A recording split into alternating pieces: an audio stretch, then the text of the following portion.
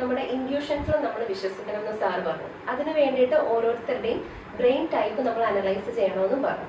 അപ്പൊ ഇനി എന്താണ് നമ്മൾ ചെയ്യുന്നത്? അതായത് ഒന്നുകിൽ നമുക്ക് ഈ കളേർഡ് ബ്രെയിൻ കമ്മ്യൂണിക്കേഷൻ ഇൻവെന്ററി, അതായത് നമ്മളിപ്പോ പറഞ്ഞു റെഡ്, ഗ്രീൻ, ബ്ലൂ, പർപ്പിൾ, ഈ ബ്രെയിൻ നേച്ചർ അനലൈസ് ചെയ്യാനുള്ള കപ്പാസിറ്റി നമ്മൾ നേടുക. അതിനുള്ള കോഴ്സുകളുണ്ട്, CBCയുടെ സെപ്പറേറ്റ് കോഴ്സുകൾ നമ്മൾ തന്നെ നടത്തുന്നുണ്ട്. ഇനി അത് കൂടാതെ തന്നെ നമ്മുടെ ഇൻഡ്യൂഷൻ ഡെവലപ്പ് ചെയ്യാൻ വേണ്ടിയിട്ട് നമുക്ക് ടാരോ കാർഡുകളെ ഉപയോഗിക്കാം. അതും ഇച്ചിരി ഹെക്ടിക്കായ സ്റ്റഡിയാണ്. ടാരോ കാർഡുകൾ എന്താണെന്ന് അറിയാമോ? ഇത് ഒരു ടാരോ കാർഡാണ്. അതായത് ഇത് 78 കാർഡുകളുള്ള 22 മേജർ അർക്കാനാസും ബാക്കി മൈനർ അർക്കാനാസും ഉള്ള 78 കാർഡുകളുള്ള ഒരു ടാരോ ഡെക്കാണിത്. ഇതിന്റെ സഹായത്തോടെയും കൂടി നമുക്ക് പലപ്പോഴും ഇൻഡ്യൂഷൻ, നമുക്ക് നമ്മുടെ മനസ്സിലെ ഉള്ള സംഗതികൾ, ഇപ്പൊ ഇൻഡ്യൂഷൻ എന്ന് പറഞ്ഞാൽ എന്താ, നമ്മളൊരു സാഹചര്യത്തെയോ സിറ്റുവേഷനെയോ കാണുമ്പോൾ നമ്മുടെ മനസ്സിൽ തോന്നുന്നത്, അതിനെ നമുക്ക് വിശ്വസിക്കണം. പക്ഷെ പലപ്പോഴും നമുക്ക് ഡൗട്ടായി വരും, നമ്മൾ വിശ്വസിക്കില്ല. വിശ്വസിക്കാതെ വരുമ്പോൾ നമുക്ക് എക്സ്റ്റേണൽ ആയിട്ട് ഒരു സപ്പോർട്ടിംഗ് ആയിട്ടുള്ള ആസ്പെക്ട് വേണം അതിനെ വിശ്വസിക്കാൻ. അതിന് നമുക്ക് ഇത്തരം ടാരോ കാർഡുകളെയും യൂസ് ചെയ്യാം.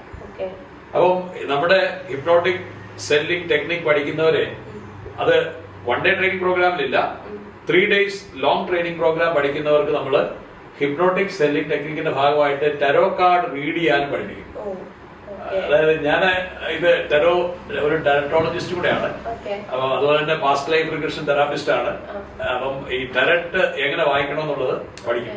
അപ്പൊ ഇതൊക്കെ പിക്ചറാണ്. അതായത് ഫോർ എക്സാമ്പിൾ, നിങ്ങളൊരു കസ്റ്റമറെ കാണാം, ഒരു ഹൈ എൻഡ് കസ്റ്റമർ ആണ്, നിങ്ങളൊരു BMW കാറിന്റെ സെയിൽസിന് പോകും. അപ്പം നമ്മള് മിസ്റ്റർ ശരത്തിനെ ഒരു പ്രോസ്പെക്ട് ആയിട്ട് കണ്ടു, അവിടെ പോകുന്നു. അപ്പം മിസ്റ്റർ ശരത് ഈ BMW വാങ്ങുമോ ഇല്ലയോ, നമ്മുടെ മനസ്സിൽ എപ്പോഴും ഈ കസ്റ്റമർ, സെയിൽസ് പേഴ്സന്റെ ഒരു പ്രശ്നം എന്ന് പറഞ്ഞാൽ ഹയർ എൻഡ് കസ്റ്റമറെ കാണാൻ പോകുമ്പോൾ സെയിൽസ് സക്സസ് ആകുമെന്നുള്ള പേടി വളരെ കൂടുതലായിരിക്കും. ഒരു ചെറിയ ടിക്കറ്റുമായിട്ട് പോകുന്നവരെ സംബന്ധിച്ച് അത്ര പേടിയില്ല. എന്നാൽ ഒരു 80 ലക്ഷം 1 CR 1.5 CRന്റെ സെയിലുമായിട്ട് പോകുമ്പോൾ ഇത് കസ്റ്റമർ വാങ്ങുമോ, ഈ ഡൗട്ട് പലപ്പോഴും നമ്മുടെ സെയിൽസിനെ മുടക്കും. അപ്പൊ നമുക്ക് എന്ത് വേണം? സ്ട്രോങ് ഇൻഡ്യൂഷൻ ഉണ്ടെങ്കിൽ മാത്രമേ അത്തരം കസ്റ്റമറെ നമുക്ക് അപ്രോച്ച് ചെയ്യാൻ പറ്റത്തുള്ളൂ.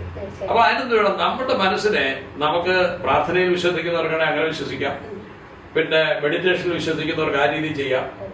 അതിന് പല ടെക്നിക്കുകളുണ്ട്. അത് ഒന്ന് ബ്രെയിൻ നേച്ചർ അസസ് ചെയ്ത് ആ ബ്രെയിൻ നേച്ചറിലുള്ള വ്യക്തിയാണ് നമ്മൾ ആ രീതിയിൽ പെരുമാറി ആ കസ്റ്റമറെ കൊണ്ട് സാധനം വാങ്ങിക്കാം. ഇനി അതും അല്ലെങ്കിൽ ഈ ടാരോട്ട് കാർഡുകളുടെ സഹായം, ഇതിന്റെ സഹായം വെച്ചിട്ട് നമ്മളൊരു കാർഡ് എടുക്കുന്നു. ഈ കാർഡിൽ തന്നെ പല രീതിയിലുള്ള റീഡിങ്ങുകളുണ്ട്. അതായത് സിംഗിൾ കാർഡ് റീഡിംഗ് എടുത്താൽ തന്നെ ഇത് അഭ്യസിച്ചാലും നമുക്ക് നമ്മുടെ ഇൻഡ്യൂഷനെ വിശ്വസിക്കാം. ഇപ്പൊ ഞാൻ ഫോർ എക്സാമ്പിൾ, ഞാനൊരു BMW കാറ് വാങ്ങുന്ന ഒരു വ്യക്തിയെ, ഒരു കസ്റ്റമറെ കാണാൻ പോവുകയാണ്. അപ്പൊ ഞാൻ വളരെ കോൺസെൻട്രേറ്റ് ചെയ്ത് ഫോക്കസ് ചെയ്ത് ഞാനൊരു കാർഡ് എടുക്കുന്നു. ഇതിനകത്ത് എനിക്ക് കാണുന്നത് ഈ സ്ട്രെങ്ത് കാർഡാണ്. ഇതിന്റെ മീനിങ് എന്ന് പറഞ്ഞാൽ തന്നെ ഇത് പോസിറ്റീവാണ്. ഞാൻ പോയാൽ നടക്കുമെന്ന് വിശ്വസിക്കുമ്പോൾ ആ നിമിഷം എന്ത് ചെയ്യും, എന്റെ അൺകോൺഷ്യസ് മൈൻഡ് നടക്കാനുള്ള കാര്യങ്ങളെ കണ്ടെത്തും. അപ്പൊ എനിക്ക് ആ കസ്റ്റമറോട് ഞാൻ ഇനി സംസാരിക്കുന്ന മൊത്തം പോസിറ്റീവായി മാറും. അപ്പം ഇൻഡ്യൂട്ടീവ് സെല്ലിംഗില് നമ്മുടെ സെൽഫ് ഇൻഡ്യൂഷൻ, അതിൽ വിശ്വസിക്കാൻ നമുക്കിതൊരു കാരണമാണ്. അപ്പൊ ഈ ടാരോ കാർഡുകളെ ഇത് യൂസ് ചെയ്യണം നിർബന്ധമില്ല. ഇത് യൂസ് ചെയ്യുന്നത് പക്ഷേ വളരെ എഫക്റ്റീവ് ആയിട്ട് ഞാൻ പല സെയിലുകളും, അതായത് ഡിഫിക്കൽട്ട് ആയിട്ടുള്ള പല സെയിലുകളും ഈ ടാരോ കാർഡുകൾ ഉപയോഗിച്ചിട്ട് ക്ലോസ് ചെയ്തിട്ടുണ്ട്. ഇത് പലരും ഈ ടാരോ കാർഡുകൾ ഉപയോഗിക്കുന്നത് ഫ്യൂച്ചർ പ്രഡിക്ഷൻ ഒക്കെയാണ്. ഫ്യൂച്ചർ പ്രഡിക്ട് ചെയ്യാം, കാരണം അത് ഇൻഡ്യൂഷനാണ്. അപ്പം എന്നാൽ കൂടി സെയിൽസിന് ഞാൻ വളരെ, ഇപ്പൊ ഞാനൊരു ബുക്ക് തന്നെ ഇതിൽ എഴുതിക്കൊണ്ടിരിക്കുകയാണ്, ഈ ടാരോ കാർഡുകളെ എങ്ങനെ സെയിൽസിൽ യൂസ് ചെയ്യാമെന്നുള്ളതിനെ കുറിച്ച്. താമസിയാതെ ആ ബുക്ക് റിലീസ് ആവും. അപ്പം അവിടെ നമുക്ക് ഇത്തരം കാര്യങ്ങളെ നമുക്ക് നമ്മുടെ ഇൻഡ്യൂഷൻസ് ഡെവലപ്പ് ചെയ്യാൻ ഉപയോഗിക്കാം. അപ്പൊ നമ്മുടെ ഇൻഡ്യൂഷൻ വളരെ ഇമ്പോർട്ടന്റ് ആണ്. കാരണം ആ കാര്യം നടക്കും, അല്ലെങ്കിൽ അതിന്റെ പ്രശ്നങ്ങളുണ്ട്, ഇല്ലെങ്കിൽ പ്രശ്നങ്ങളില്ല എന്ന് നമ്മൾ ചിന്തിക്കണം. അങ്ങനെ നമുക്ക് ഹിപ്നോട്ടിക് സെല്ലിംഗ് പ്രോസസ്സിലേക്ക് കിടക്കാം. ഇനി ഹിപ്നോട്ടിക് സെല്ലിംഗ് പ്രോസസ് എന്താണെന്ന് ചോദിച്ചാൽ, കസ്റ്റമറെ ഹിപ്നോട്ടൈസ് ചെയ്യും. കസ്റ്റമറെ എങ്ങനെ ഹിപ്നോട്ടൈസ് ചെയ്യാൻ പറ്റും? വളരെ ക്വിക്ലി പറയുകയാണെങ്കിൽ, നമ്മൾ റാപ്പോ ബിൽഡ് ചെയ്യും. കസ്റ്റമർ ഒരു വിശ്വാസം ക്രിയേറ്റ് ചെയ്യും. കസ്റ്റമറിന് വിശ്വാസം ക്രിയേറ്റ് ചെയ്യണമെന്നുണ്ടെങ്കിൽ ഒന്നുകിൽ നമ്മുടെ ഹിസ്റ്ററി അവരറിയണം, അല്ലെങ്കിൽ നമ്മുടെ കമ്പനിയുടെ ഹിസ്റ്ററി അവർക്ക് അറിയണം. അതിന്റെ ക്രെഡിബിലിറ്റി പ്രൂവ് ചെയ്യേണ്ടതുണ്ട്. ക്രെഡിബിലിറ്റി പ്രൂവ് ചെയ്യാൻ ആവശ്യമായ ഡോക്യുമെന്റുകളും മറ്റു കാര്യങ്ങളുമായിട്ട് കസ്റ്റമറെ നമ്മൾ അപ്രോച്ച് ചെയ്യുന്നു. അപ്രോച്ച് ചെയ്തതിനു ശേഷം കസ്റ്റമർക്ക് നമ്മൾ പ്രൊഡക്റ്റ് ഇൻട്രൊഡ്യൂസ് ചെയ്യുന്നു. അപ്പൊ അവിടെ പ്രൊഡക്റ്റ് ഇൻട്രൊഡ്യൂസ് ചെയ്യുമ്പോഴും പ്രൊമോട്ടിംഗ് ആയിട്ടുള്ള ലാംഗ്വേജ്, എൻഗേജിംഗ് ആയിട്ടുള്ള ലാംഗ്വേജ് ആണ് നമ്മൾ യൂസ് ചെയ്യുന്നത്.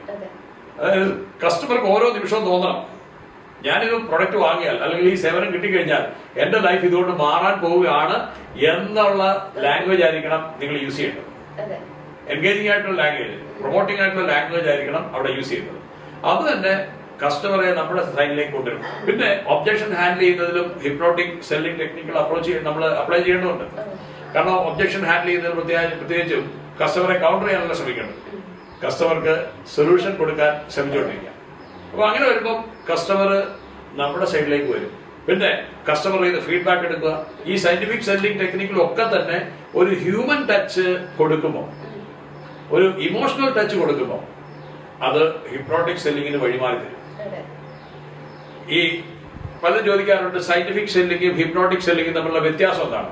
സയന്റിഫിക് സെല്ലിങ് അതിനകത്ത് ലെസ് ഹ്യൂമൻ അപ്രോച്ചും, എന്നാൽ ഹിപ്നോട്ടിക് സെല്ലിങ്ങില് മോർ ഹ്യൂമൻ അപ്രോച്ച് ആണ്. അതാണ് ഇതിന്റെ മേജർ ഡിഫറൻസ്. സയന്റിഫിക് സെല്ലിംഗ് എന്ന് പറഞ്ഞാൽ അതൊരു ഒരു പോകുന്നു, അതിനകത്ത് ഹ്യൂമൻ അപ്രോച്ച് കുറവാണ്. പക്ഷേ ഹിപ്നോട്ടിക് സെല്ലിംഗ് ടെക്നിക്കിൽ വരുമ്പോൾ ഹ്യൂമൻ അപ്രോച്ച് കൂടുതലും ഇമോഷണലി ഒരാളെ കീഴ്പ്പെടുത്തും. ഇമോഷണൽ ബ്ലാക്ക് മെയിൽ എന്നൊന്നും പറഞ്ഞുകൂടാ, എന്നാൽ തന്നെ ഇമോഷണലി അയാളെ നമ്മുടെ സൈഡിലേക്ക് കൊണ്ടുവരും. അത് ഇത് ലോകത്തില് സക്സസ്ഫുൾ ആയിട്ടുള്ള എല്ലാ സെയിൽസ് പ്രാക്ടീഷണേഴ്സും സെയിൽസ് ട്രെയിനേഴ്സും ഒക്കെ യൂസ് ചെയ്യുന്ന മെത്തേഡാണ് ഹിപ്നോട്ടിക് സെല്ലിംഗ് ടെക്നിക്ക് എന്ന് പറയുന്നത്. ഇതിന് മറ്റൊരു പ്രയോജനം എന്ന് പറഞ്ഞാൽ ഹിപ്നോട്ടിക് സെല്ലിംഗ് ടെക്നിക്ക് ഉപയോഗിക്കുന്ന വഴി പെർമനന്റ് കസ്റ്റമറെ ക്രിയേറ്റ് ചെയ്യാൻ പറ്റും. എനിക്ക് ഈ ടെക്നിക്ക് അപ്ലൈ ചെയ്തുള്ള ഗുണമെന്ന് പറഞ്ഞാൽ 15 വർഷം മുമ്പ് ഞാൻ പഠിപ്പിച്ചിട്ടുള്ള സ്റ്റുഡൻസ് ഇന്നും എൻ്റെ അടുത്ത് എന്റെ ഫർദർ കോഴ്സുകൾ എടുക്കാൻ വരുന്നുണ്ട്. കാരണം എന്താ, അവിടെ ഒരു ഹിപ്നോട്ടിക് സെല്ലിംഗ് അപ്രോച്ച് ഉണ്ട്. അവരെ മാനസികമായിട്ട് നമ്മളുമായിട്ട് ഒരു കണക്ഷൻ ബിൽഡ് ചെയ്ത് വെച്ചിട്ടുണ്ട്. റെഫറൻസുകൾ ഇഷ്ടം പോലെ കിട്ടും ഈ ഹിപ്നോട്ടിക് സെല്ലിംഗ് ടെക്നിക്കുകൾ അപ്ലൈ ചെയ്തിട്ട്. പിന്നെ വേറൊരു കാര്യമുണ്ട്, ഈ ടാരറ്റ് കാർഡൊക്കെ പഠിച്ചിട്ടുള്ള വ്യക്തിയെ സംബന്ധിച്ച് മറ്റൊരു ഗുണം, ഇപ്പൊ ഒരു കസ്റ്റമറെ നമ്മൾ വിസിറ്റ് ചെയ്യുന്നു. ഈ കസ്റ്റമറെ വിസിറ്റ് ചെയ്യുമ്പോൾ കസ്റ്റമർക്ക് ഒരു പ്രോബ്ലം ഉണ്ട്. നമ്മുടെ ഈ അതർ ദാൻ സെല്ലിംഗ്, കസ്റ്റമർ ചോദിക്കുകയാണ്, ഇപ്പൊ ഞാനൊരു പ്രോപ്പർട്ടി വാങ്ങാൻ പോവുകയാണ്, അത് വാങ്ങണോ വേണ്ടേ? നിങ്ങൾ ചിലപ്പോൾ അവിടെ പോയത് വാഷിംഗ് മെഷീൻ വിൽക്കാനായിരിക്കും. പക്ഷെ കസ്റ്റമറോടുള്ള ഇന്ററാക്ഷനിൽ കസ്റ്റമർ പറയുന്നത്, ഞാൻ നിങ്ങളുടെ അടുത്ത് പ്രോപ്പർട്ടി നോക്കി വെച്ചിട്ടുണ്ട്, നിങ്ങളുടെ തരം അനുസരിച്ചിട്ട് നിങ്ങൾക്ക് അത് വാങ്ങണോ വേണ്ടേ? നിങ്ങൾക്ക് റൈറ്റ് അഡ്വൈസ് കൊടുക്കാൻ പറ്റിയ കസ്റ്റമർ നിങ്ങളുടെ കൂടായില്ലേ? അത് മാത്രമല്ല, ഒരു ഇൻവെസ്റ്റ് ചെയ്യാൻ പോകുന്ന വ്യക്തിയോട് നിങ്ങൾ പറയാണ്, ഇപ്പൊ ഇൻവെസ്റ്റ് ചെയ്യണ്ട, ഈ ഇൻവെസ്റ്റ്മെന്റിൽ ഇങ്ങനെ ഒരു പ്രശ്നമുണ്ട് എന്ന് പറഞ്ഞ് അയാളെ ഇൻവെസ്റ്റ്മെന്റ് സേവ് ചെയ്ത് നോക്കിയുള്ളൂ. അടുത്ത തവണ അയാള് നിങ്ങളുടെ സാധനം വാങ്ങുള്ളൂ.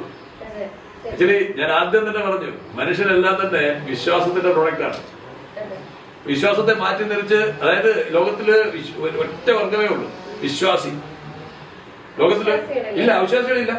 അതായത് ദൈവം ഉണ്ടെന്ന് വിശ്വസിക്കുന്ന ഒരു ഗ്രൂപ്പും ദൈവം ഇല്ലെന്ന് വിശ്വസിക്കുന്ന ഒരു ഗ്രൂപ്പും, അൾട്ടിമേറ്റ്ലി രണ്ടാലും വിശ്വാസികൾ തന്നെയാണ്, അല്ലെ? വിശ്വാസത്തെ വിട്ടിട്ട് ആരുമില്ല. നിരീശ്വരൻ എന്ന് പറയുന്ന ആള് നിരീശ്വരൻ, ഈശ്വരൻ ഇല്ലാന്ന് വിശ്വസിക്കുന്നു, ഈ ദൈവം ഉണ്ടെന്ന് വിശ്വസിക്കുന്നു, എന്തായാലും എല്ലാം വിശ്വാസികളാണ്. അപ്പൊ അവിടെ എന്താ, വിശ്വാസങ്ങൾ കൊണ്ടാണ് പർച്ചേസ് നടക്കുന്നത്. അപ്പൊ ആ വിശ്വാസം നേടിയെടുക്കുകയാണ് ഹിപ്നോട്ടിക് സെല്ലിംഗ് ടെക്നിക്ക് വഴി നമ്മൾ ചെയ്യുന്നത്. ഇത് ഈ ഇപ്പൊ നമ്മളിപ്പം ഒരു 10 മിനിറ്റ്സ് വീഡിയോയിൽ പറയാവുന്ന സംഗതികളല്ല. ഇതിന് ഓരോ സ്റ്റെപ്പിലും നമുക്ക് ഹിപ്നോട്ടൈസ് ചെയ്യാനുള്ള കേപ്പബിലിറ്റി ഇൻഡിവിജ്വൽ ഉണ്ടാക്കി കൊടുക്കുന്ന ട്രെയിനിങ് ആണ് ഹിപ്നോട്ടിക് സെല്ലിംഗ് വർക്ക്ഷോപ്പ് എന്ന് പറയുന്നത്. ഇത് പൊതുവെ ഞാൻ നടത്തുന്ന ഹിപ്നോട്ടിക് സെല്ലിംഗ് വർക്ക്ഷോപ്പ് 3 ദിവസമാണ് നടത്തുന്നത്. 3 ദിവസം അക്കോമഡേഷൻ ഉൾപ്പെടെ കൊടുത്ത് നടത്തുന്ന പ്രോഗ്രാമാണ്. അതിന് ഈ പറയുന്ന ടെറർ റീഡിങ്ങുകളും മറ്റും അത് അയാളുടെ ലൈഫിൽ ഒരു വലിയ മാറ്റമായിരിക്കും സംഭവിക്കുക. അയാളുടെ ലീഡർഷിപ്പ് എബിലിറ്റി വർദ്ധിപ്പിക്കുന്നു, അയാളുടെ ഹിപ്നോട്ടിക് സെല്ലിംഗ് എബിലിറ്റി വർദ്ധിപ്പിക്കുന്നു, സെല്ലിംഗ് സ്കിൽ വർദ്ധിപ്പിക്കുന്നു. ഒരു കംപ്ലീറ്റ് ട്രാൻസ്ഫോർമേഷൻ ആണ് ഈ വ്യക്തിക്ക് സംഭവിക്കുന്നത്. ഇപ്പം ഞാൻ ചോദിച്ചു, എന്റെ ഹിപ്നോട്ടിക് സെല്ലിംഗ് വർക്ക്ഷോപ്പിനെ കുറിച്ച് കേട്ടിട്ടുണ്ടെന്ന് പറഞ്ഞുകൊണ്ടാണ് ഞാൻ ഈ ഹിപ്നോട്ടിക് സെല്ലിംഗ് വർക്ക്ഷോപ്പ് എന്താണെന്ന് അതുകൊണ്ട് ഇത് എക്സ്പ്ലെയിൻ ചെയ്യാനുള്ള സാഹചര്യം എന്നാണ്. അപ്പൊ അതുകൊണ്ട് ആളുകൾ സക്സസ്ഫുൾ, സെയിൽസിൽ സക്സസ്ഫുൾ ആവുന്നതിന് ഏറ്റവും അനിവാര്യമായ ഘടകമാണ് ഒരു ഹിപ്നോട്ടിക് അപ്രോച്ച് എന്ന് പറയുന്നത്. ഓക്കെ.